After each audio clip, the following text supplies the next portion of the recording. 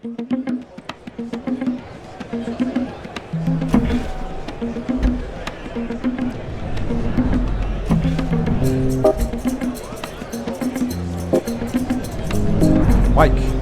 welcome to POTOMAC TV. Hey, Paul.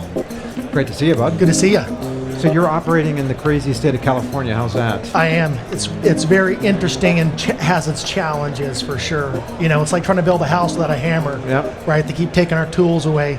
Our governor just this weekend signed a law to ban one of our last few rodenticides that are left after eliminating the majority of them about 2 years ago. So is that good for you or bad?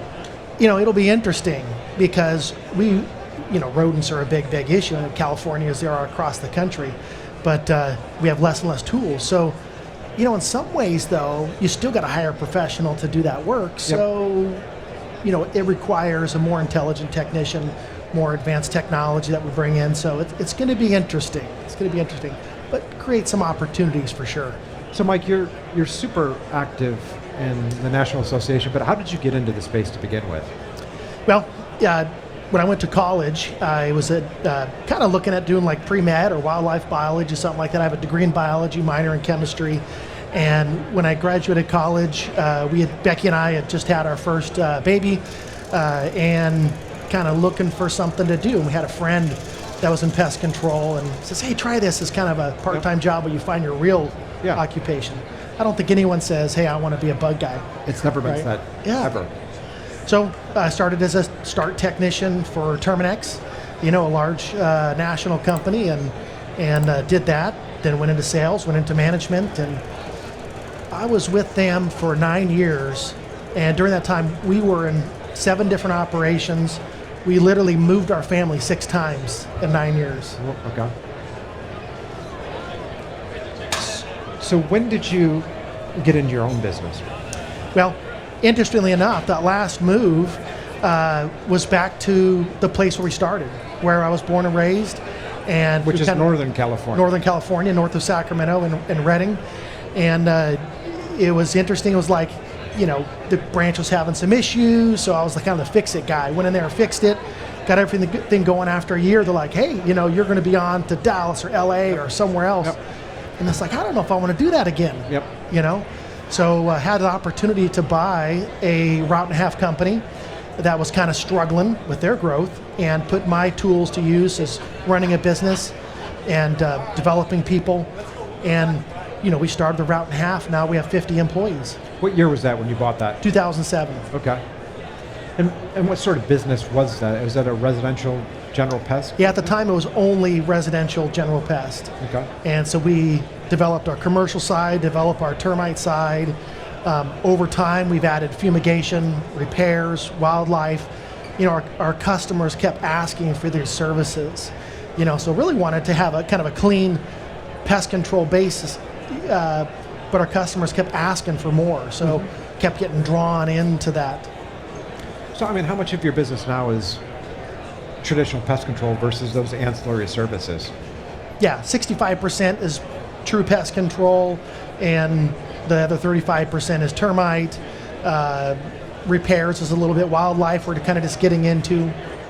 And how far north of Sacramento are you guys? You're pretty far north. I live 2 hours north of Sacramento, but we have customers Sacramento, south into South Lake Tahoe, all the way up to the Oregon border. So you're covering a wide swath. Yeah. But is it complicated when you're attempting to grow a route-based service business when you cover that sort of geography? Yeah, well, the key to pest control is efficiency, right? Servicing as many customers you can in a day and getting that routing down to the smallest area possible. Yep. So when you get somebody that calls you and they're 2 hours away, what do? Do you take on that customer and build a route, or do you say, hey, I don't want that business? And it's always been kind of a tough thing because, you know, if you're in this industry, you have a servant's heart. You want to help people. Yep. That's what we do, is we fix problems, right? Help people who need you. And so, you know, my weakness is I'm going to go help that person. You know, the little old lady with bed bugs that's 2 hours away. Okay, just this one time. And then Becky says, my wife, she says, what are you doing? How are we going to service that customer? Yep. You know? So are you doing this all out of one service center? Yeah, we have one service center right now, and what we're doing is we're actively building our branch plan. So we've hired a branch manager that's going to open an operation that's away from us, and we have some other satellite offices that we're going to grow those into having operations centered there. But right now, everything is housed in one building. What's the competitive landscape like up in that area for you guys? Yeah, we have some national competitors, Orkin, Terminix, Clark, as well as some great family-owned businesses that are in that area. So we are competitive, and there's definitely some folks that keep us, on the top of our game. And that's why we come to Pest World, is to learn what else is out there, and what is that competitive advantage that we can offer. What can we do differently than our competitor, whether it's a local competitor or a national competitor. And what is it? What are some of those points of differentiation? Yeah, well, I would say that the different services we offer. Yep. Right? You call us and you say, "Hi, I have a rodent problem. I hear a scratch in the attic." You might call one company and they say, "Hey, I'm going to set a trap, or I'm going to put a bait box out." Well, we can do that, but we can also come in and remove the insulation in your attic, sanitize, do the exclusion, plug the holes, put new insulation in, and kind of offer a more robust program and truly solve their problem instead of kind of just a little Band-Aid here. What does the future hold for you guys in that area? When you think about over the next 5 years, what's your goals with that business? Our goals are, I've always been aggressive about growth, right? That's kind of like true, the center of what we want to do is grow, grow, grow. And if it's, double digit every year is our goal. And so we're at the phase where we need to expand our geography. So we're taking the processes that we've done really well with, and we're going to replicate that in other areas. And so part of that is with our team, our management team, our office manager in particular, Sybil, she does a great job of taking my crazy ideas, putting it on paper, help build a process that we can then plug that in somewhere else. And the more we can replicate what we do well in a different area, that's what our future is. Over the, I guess, last, 17 years as you've been growing this? Yep. What are some of the more crazy things that have happened in the life of a business owner? Well, there's crazy things every day, right? Yes. There's challenges. What are some of the most crazy? The most crazy. Oh, gosh. Well, Maybe we need to get Becky up here for that one. Yeah, she may have to tell. Well, maybe, some of the legal stuff. Like what? Things you don't anticipate, right? Where I was before working for a large company, if something got out of hand, you make a phone call. You phone a friend, and it's HR or legal counsel, something like that. But now, as the owner of a company, and somebody calls and says, "Hey, we're going to sue you for $4 million because you missed something on a termite report." We charge $95 to do a termite report, and they say we missed something, which we didn't, but they're accusing you of it, and you have to defend that. And talk about tying up your time and resources, where all we want to do is grow and help people, and dealing with frivolous lawsuits or HR issues. One thing is, I think, a challenge for a lot of companies is hiring people. Yeah. But We've done a very good job of having a great onboarding process, recruiting people, and being involved in our community, so people want to work for us. So that's what. Thank you. Thank you. That's one of those challenges that you see that challenge every day, but you have to step up to it and find a way around that. And I think we've been successful with that, getting people on board, having our culture in such that it attracts people to our company and wants them to stay. That's kind of been some of the crazy stuff we've been doing. Cheers, Mike. Cheers. I know we're coming from the West Coast, so it's 5 o'clock somewhere, right? Indeed. So what, you mentioned your onboarding process. What's special about it? Well, I can't tell you all my secrets, but tell me some. I'll tell you some of the secrets. Some of the secrets, just we're always looking, right? We don't view our staffing as like, okay, who do we need, right? We're looking for the people that meet our company's culture. And if you can meet our culture, we'll find a spot for you. We'll make a spot for you. And that's kind of what draws us into these areas and helps us grow. And we have that long-term vision of where we want to be. And if I can get the right people on board, we'll find a spot for them. And we don't say, hey, we're down a technician, hire a technician. No, we're looking for good people all the time. And we're always looking for technicians. We're always looking for leaders. We're looking for people who don't just fill that role today, but is that someone who can grow with the company and be a leader within our organization? So we're always looking for good folks. And how do you do that though? Is that I mean, are you just putting job ads up, or is this a more active process where you've got? Are you having your team members go out and find candidates? How are you doing that? I think some people will hire from within the industry. Find someone that already has a license or something like that. That's what we do not do. We'll be out and about. You're at a fast food restaurant. Someone gives you amazing service. This is a minimum wage employee who's going above and beyond within what they do. That person needs to work for us, right? So our managers have recruitment cards that says, "Hey, thank you for doing a great job. Let's talk." Yep. And how effective is that? It is effective, and we want people to come on board that can grow with the company. And so if we're doing things like reaching out to high school kids, and helping them develop, as our kids were growing up and going through sports and things like that, we have folks that, you recognize the kid who has potential to thrive in a business like ours, and, make those connections. I've coached wrestling and other sports, yep. And making those connections with those folks and saying, "Hey, you could come work for us. You could do these other things." You see all these fancy companies, IBM or Apple or whatever, and everyone wants to work for them. But who are they? They're hiring. They're only hiring so many people. So yep. There's a lot of jobs in pest control. There's a lot of opportunity for growth, and then telling that story of how our company's done that and what our vision is going forward. To grow that company. So as we say, hey, our goal is to double every 5-6 years. And so you look around this table, when we're interviewing somebody, everyone in here is going to be 2 of them. We're going to have 2 service managers, 2 sales managers, 2 HR managers. So if you see yourself growing with the company and maybe taking one of those roles in the future, we paint that picture to an applicant that you're not just taking that job today, you're looking at a future, a career. Do you guys ever, are you always promoting management from within, or do you ever hire management? We've done both. Okay. And, if we don't have someone to promote within, then we're failing somewhere, right? So we need to find people who are promotable. We bring them on board and help develop that talent. But as we're growing and we're growing rapidly, you've got to pull talent in, right? So we just hired somebody who's going to help lead one of our offices and has background in management and skills that I don't have. And that's okay, to realize, I need to surround myself with good people. And that person might be better than me. And maybe they're going to learn some things from me and I'm going to learn some things from them. Yep. And that's all right. How do you identify, within the ranks of the technician, who's promotable, for example? What's that process like? Great question. Our management team meets, we meet weekly. But we do a deep dive once a quarter. And one thing we always talk about is who's promotable on your team.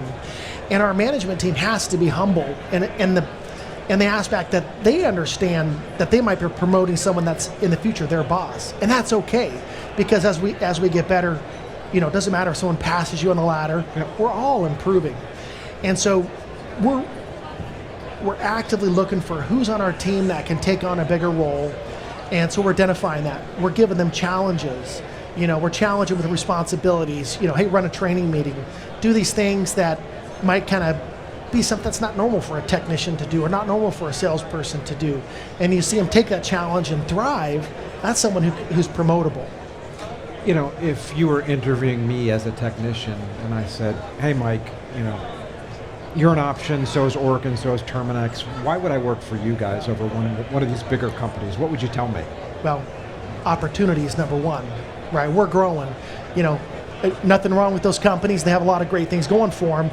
But I would say the advancement opportunity, our company, is more, because we're growing more rapidly. We're developing, we're opening new offices. We're looking for ways to improve constantly.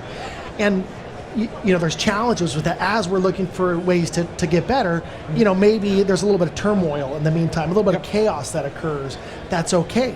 That's what we want, is controlled chaos. That's where the opportunity comes from. And so if you hang with me and you spend 2-3 years as a technician, learn the business, now I can put you in a role of leadership. And are you going to have that opportunity with XYZ company? Where you can see that. You can look around the room and everyone in this room has started at a entry-level position and worked their way up.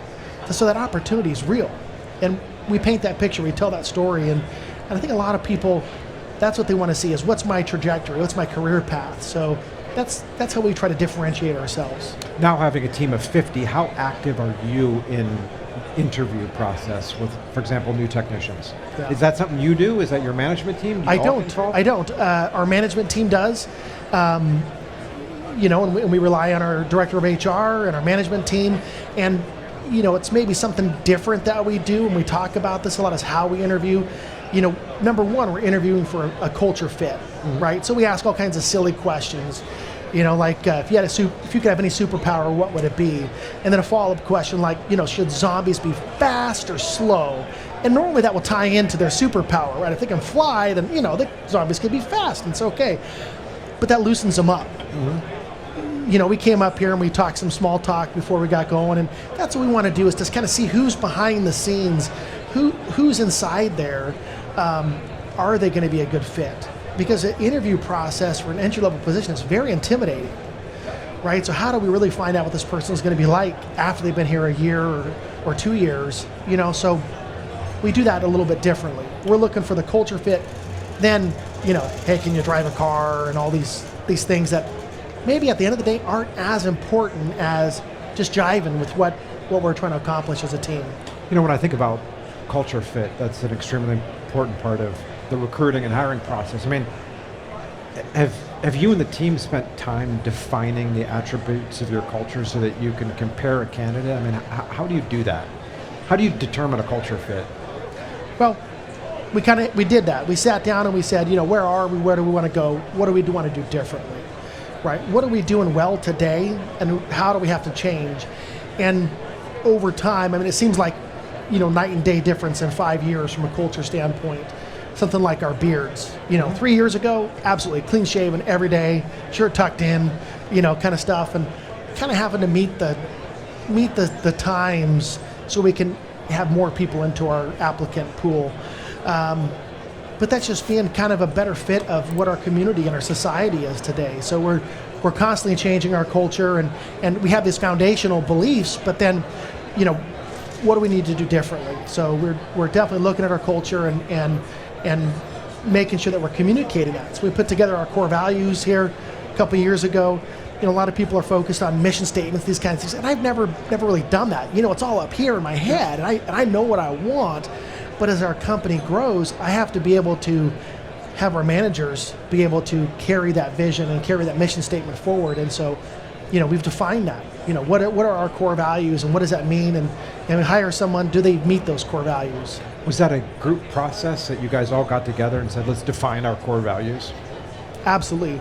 And, my daughter, who's always been part of the business, and she's one of our managers now, and we brought her to the management team. She says, hey, how come we don't have core values and a mission statement and all these things? I'm like, we don't need that, and she really, forced us to do that. And it's like, what, after doing it, it makes a lot of sense, because how can I communicate what I want if it's not written down, if it's not something that can be replicated? Yeah, I guess if you don't define it yourself, it'll become defined over time. That's right. Inadvertently. Yeah, you have a culture, whether or not you're going to state it, whether you're going to drive it or not, right? Yeah. So, oftentimes I think some of the biggest lessons are mistakes. So what are some of the hiring you've been at this decades. What are some of your biggest hiring mistakes, and how did they happen?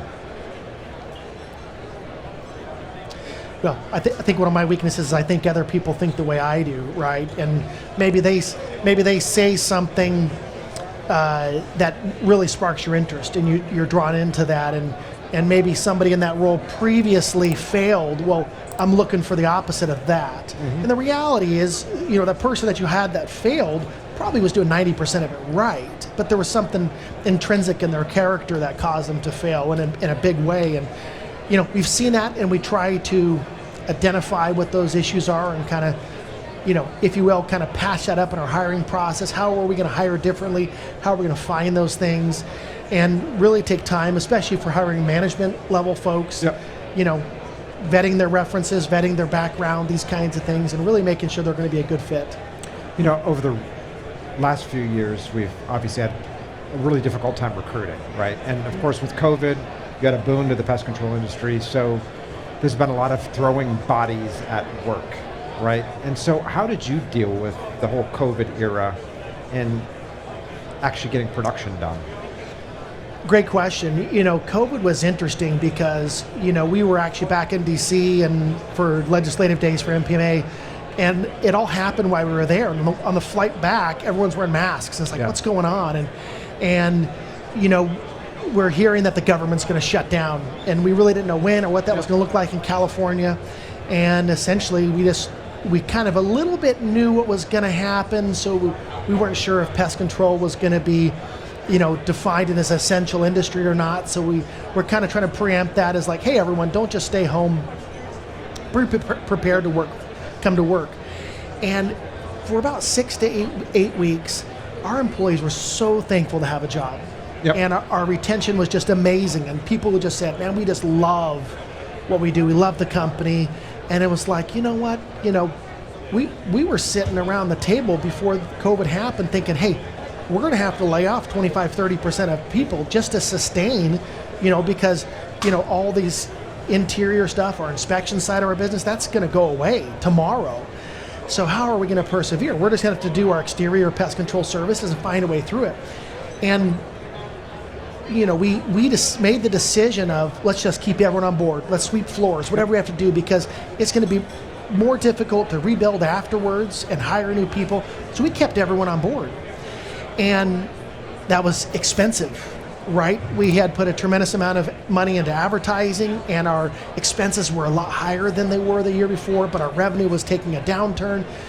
But we just kept everyone on board. And all of a sudden, as we kind of got to settle into COVID and in our area, yes, it was scary. Everyone was scared. But we just kept growing. And then the boom of people calling because they're staying at home and they're seeing the pests. And our pest control side grew tremendously. Our termite side grew tremendously that year. And it would turn out to be the second half of 2020 was a great year. 2021 was a phenomenal year. 2022 was a phenomenal year. And I think a lot of that had to do with keeping our employees early in COVID. And you had during that time the Great Resignation, a lot of people that kind of relied on government programs and decided to stay at home. And we experienced a lot of challenges with that. Lost some good employees who just decided to stay home. But we persevered, and there was a lot of people who did want to work. We just had to dig deeper to find them. So COVID initially was kind of a tough thing, but we continued to do well as a company. The demand now in the market. You talked about 2021, 2022 being extremely busy. Where's customer demand now in 2023? It's interesting. In Northern California in 2023, the first quarter, we had unprecedented snowfall. I mean, we usually get a little bit of snow, nothing. Yep. But I mean, literally having the office shut down for 3 days, open back up, office shut down for 3 more days. And the first quarter was tough, and record rainfall. So the amount of days that we could work on our termite side was limited. Our inspections were limited.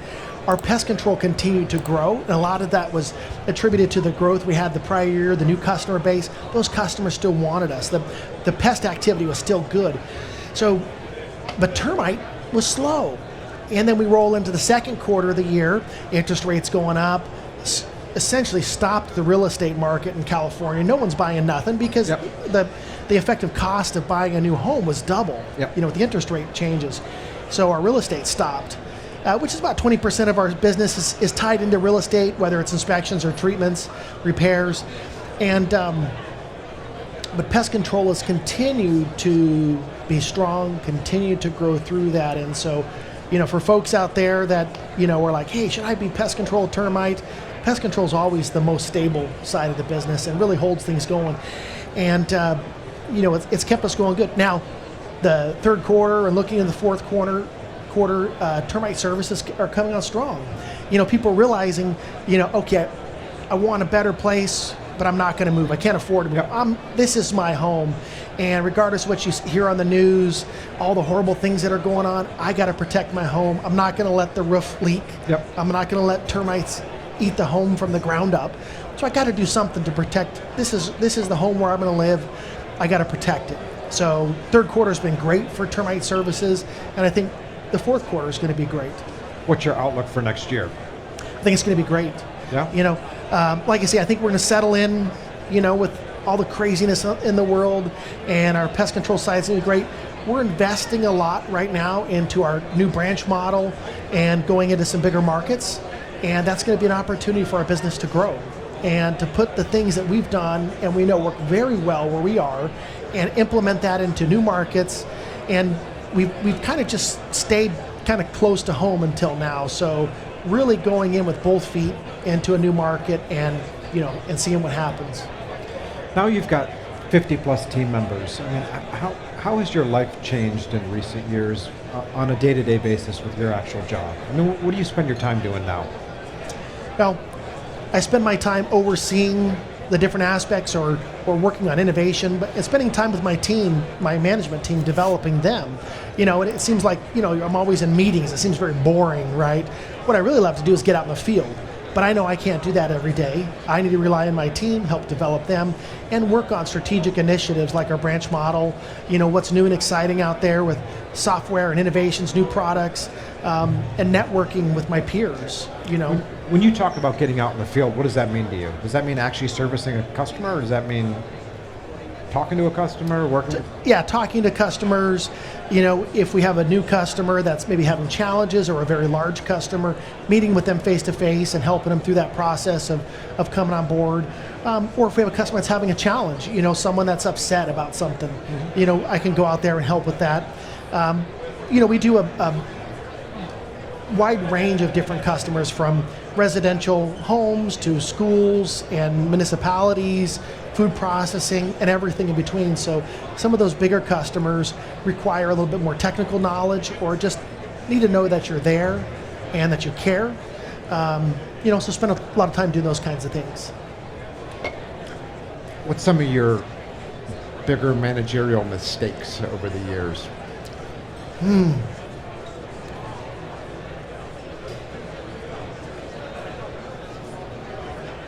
Should have had more time to write these down. I've made a lot of mistakes. I mean, sometimes there's so many of them, you're like, where do I choose from, right? Yeah, that's a tough one. And I know I've made a lot of mistakes, and I think that if you're not making mistakes, you're not trying, you're not pushing. Yes. You can't be so conservative that you're not willing to go outside the box and try different things. But certainly we do that. Early on in the business, well, twice in the business, we opened up branches, but it was too soon. We didn't have the capital to back it. And so essentially we opened up an office, and it did good for a while until it didn't. But we didn't have the resource to fix those problems or to help those folks go and take that next step. So that's kind of why we've retracted the business back into a smaller geography, and now we're expanding again, now that we've defined our processes, made it in such a way that we can replicate that. What is it about Northern California that's kept you there? Yeah, I love it there. That's where I'm born and raised, Northern California, and that's my comfort area, and we've looked at, Oregon and Nevada, which are nearby, and sure nice here in Hawaii. Yes. Lots of critters here.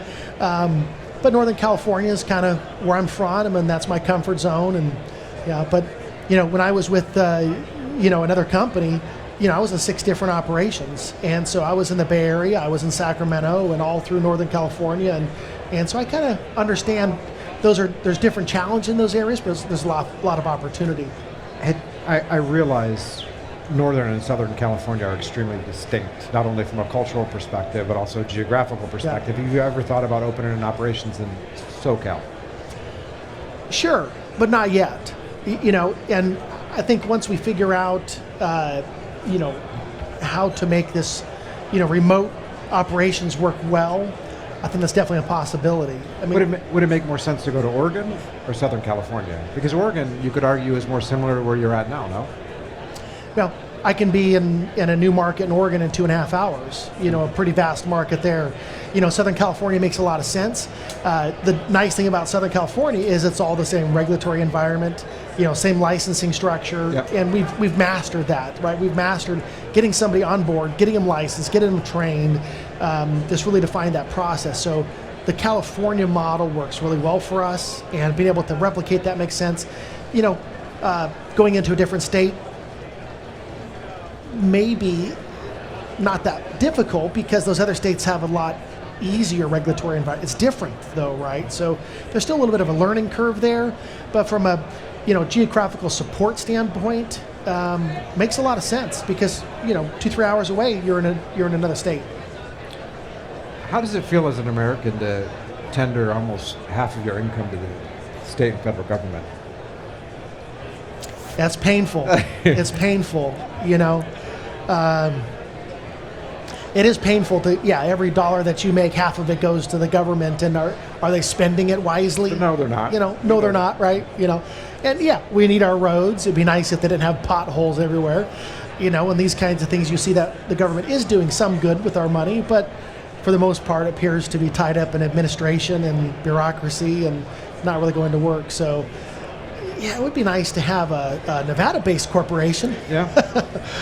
But, we don't have any plans for that right now. So, the tax environment certainly, something we think about. Does the regulatory environment help the business person? I often think about the fact that the regulatory regime they're a pain. The Structural Pest Control Board there, but that restricts supply, and so isn't that helpful to guys like you in certain ways? Yeah, it can be. As we see some products come off of the consumer market, they're not on the shelves at the hardware store. Yeah, now we can use those products, but certainly as different tools disappear, it's our minds that matter. It's our training, our expertise. That's what we're selling. We're not selling the application of materials. We're selling expertise. So certainly see there's some opportunities with that. It makes our job really tough. It does. And what's sad is the folks who are going to be hurt the worst are those low-income communities, those low-income housing folks that can't afford a $4,000 exclusion, right? If someone's got rodents and they can afford the exclusion, afford those weekly services instead of a quarterly service, they're still going to have rodent control. Yep. But those folks that can't afford that, it's taking it out of their hands, and now they're living in unsanitary conditions, which is really not what we want in our society, not what we want for our neighbors. Regardless of what you believe politically, we all have a heart to help our neighbors, and taking those tools away is, it's not the way to do it. How difficult is it to license technicians in California now? It's tough. At one time, the pass rate or the fail rate was 50%. So everyone that goes to take the test in California for their initial license, half of them are going to fail. Yeah. And then when that happens, it takes you almost 30 days to go test again. So it's just cumbersome. We don't need that. There's no benefit to society to make us wait to take a test. So it is tough to get a license. Our pass rate's like 90%, but we really focus on having our folks train and study and plan for the test.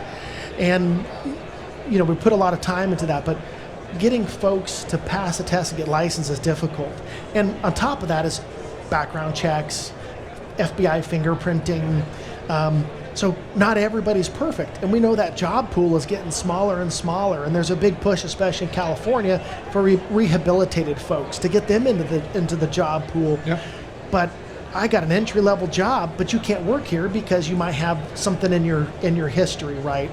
So that's tough. It's tough to get people on board. When you talk about FBI fingerprinting, in California you have to be fingerprinted? To be an applicator or a field rep in California, you have to get fingerprints, and it goes to the FBI database and Department of Justice. And if there's anything pops up, they have to investigate it. And if maybe it's something minor, it's still going to be a delay. It might be 3 months, might be 6 months, or it might eliminate them from being licensed. So you've put 6 months of training into somebody, and now you find out they can't get a license.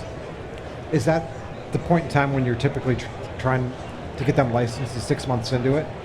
Now, normally I can get someone licensed in about 2 months. Okay. If everything goes good, they pass the test the first time, clean background, everything goes good, but you're waiting on the state to respond to you, right? It's like going to the Department of Motor Vehicles and, nothing happens fast there, right? So getting our licensing is not a fast process. So we're in the middle of October now. Winter's upon us. What do you do with your staff in the winter there? Great question. You don't have the same seasonality that the rest of us do, but it's clearly more so than in LA. Yeah. We've changed our pest control program, so we're doing monthly billing regardless of whether they're doing it every other month or quarterly service. I think that's helped because folks don't necessarily tie in the service delivery to the payment.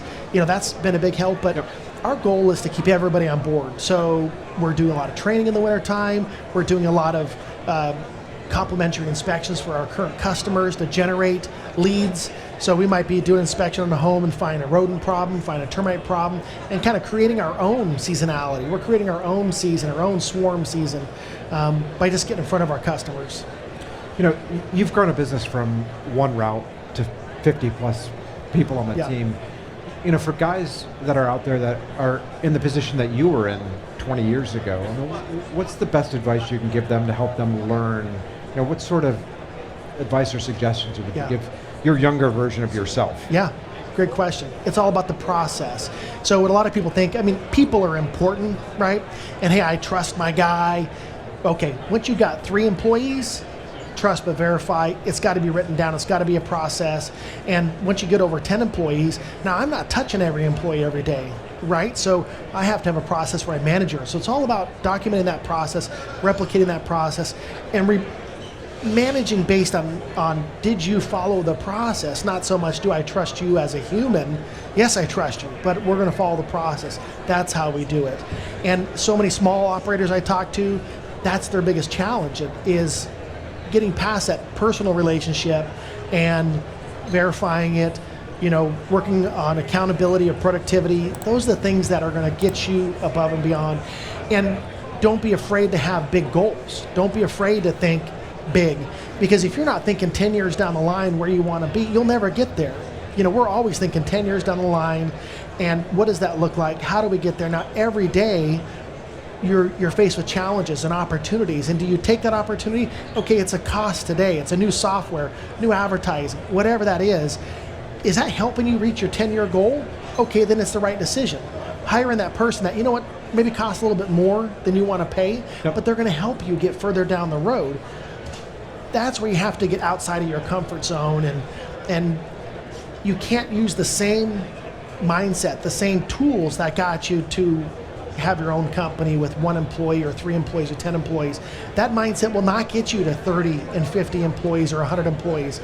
You can't do it that way. You have to constantly reinvent and redefine and whatever personal thoughts I have or I use to get here, those tools aren't going to work. So I got to break down that wall and change my mindset on an ongoing basis. Can you give me one example when you talk about the process and the team member has to follow the process?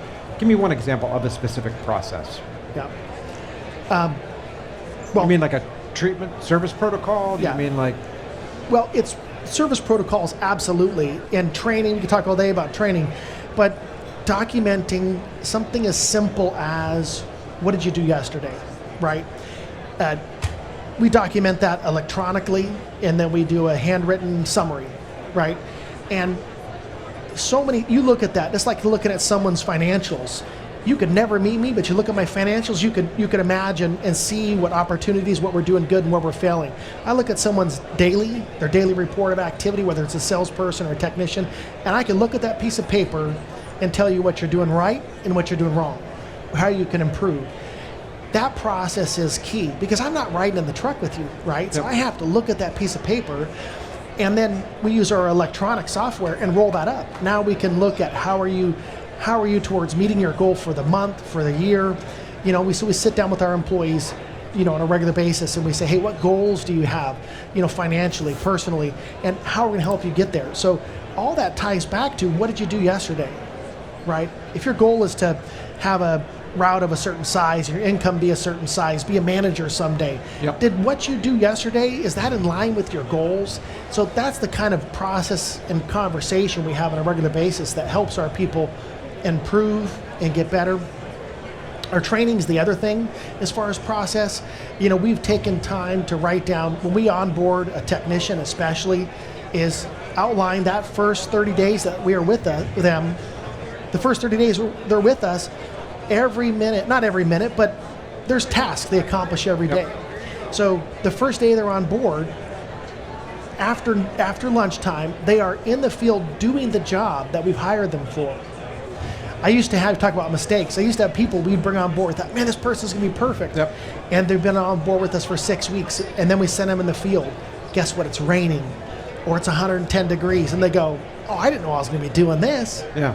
Well, I wish I'd have known that day one, you know, or the first week. So we try to put you in the toughest situation the first 7 days that you're there, and challenge you the first 7 days that you're there. And if you quit the first week, man, you saved me a lot of money of training. Yeah. You know, so those are some of the process things that we've done, and not being afraid to call somebody out and saying, hey, maybe this isn't what you thought you signed up for, and that's okay. You know, doesn't mean you're a bad person. You just, maybe you're better off working somewhere else, and that's all right. But if you really want to be here and you really want to be part of a growing company, you know, this is what it takes on a daily basis. And sometimes it's rewarding, and sometimes you're in the trenches and it's hard. Yep. But that's okay. That's what we do. And to see your management team with you, to see your leaders with you in the field, you know, on a rainy day or on a roof doing a fumigation with you, I think that's what inspires our folks to do more, and like, okay, it can be done. Yep. You know, I have your support. Our people are in the field, and I say this on a regular basis, is, you know, we send them out there and they think they're all alone. But the reality is they have a team behind them, a team in the office that's looking at their schedule. How can they improve it constantly, every hour, every day? A sales team that's bringing in new business, a management team that's finding ways to push them to be better. You know, so that's that team that's behind our technicians and salespeople, helping them be better than they thought they could be. You know, it's like a sports team, and you walk on the field. You know, the quarterback's got to take the ball and throw it and go across the end zone, but it takes everybody from the water boy to the trainer taping up the ankles. That's all the things it takes to help them be successful. And, you know, that's what we try to let our team know, is it's not just, they're not alone. They're not on an island. You know, even if it's late at night or early in the morning, raining, super hot, you know, they have a team behind them. Well, Mike, I love the energy you bring to the industry. I love everything you've done to support the industry, and I appreciate you coming out and sitting down with me today. You bet. Thanks brother. Paul.